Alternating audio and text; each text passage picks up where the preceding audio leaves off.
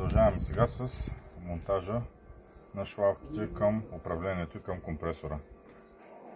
Първо имаме в комплекта този тройник. Той се слага в шлавката, която отива към пречиствателната станция. От другата страна слагаме конектора, който е вътре в комплекта на самия компресор.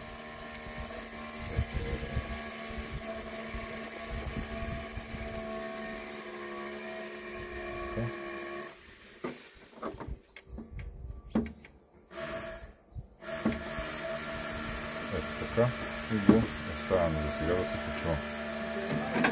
Имаме 4 шлавки, които идват в пречиствателната станция. Зелена, червена, черна и бяла. Бялата я оставяме. Тя е за допълнителна връзка. Червената, черната и зелената ги свързваме така, както са по цветове с самия компютър. Развиваме заводско поставената и слагаме нашата червена на същото място. След това повтаряме същото действие с черната.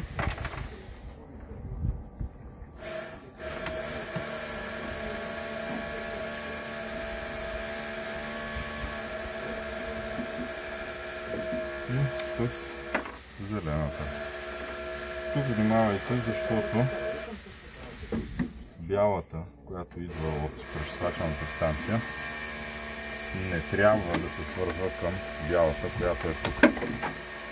Бялата, която е тук, е за обратна връзка от компресора към компютъра, за да знае той, че достатъчно налягане идва в станцията.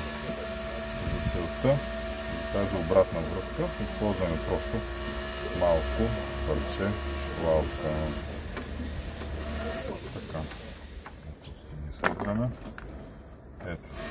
Сега вече имаме абсолютно всичко необходимо, за да свържем и наместим кабелото.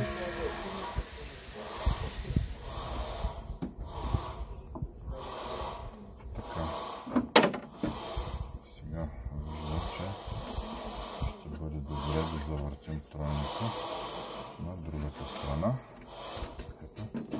Така. И вече можем да хванем самите връзки. По-добре не ги стягайте предварително, за да не се наложи след това да ги развивате до нагласите. Нагласете си всичко. И след това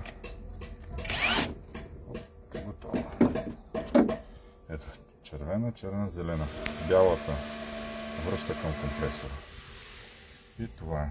Сега вече ще включим таблото, за да направим последната настройка на станцията.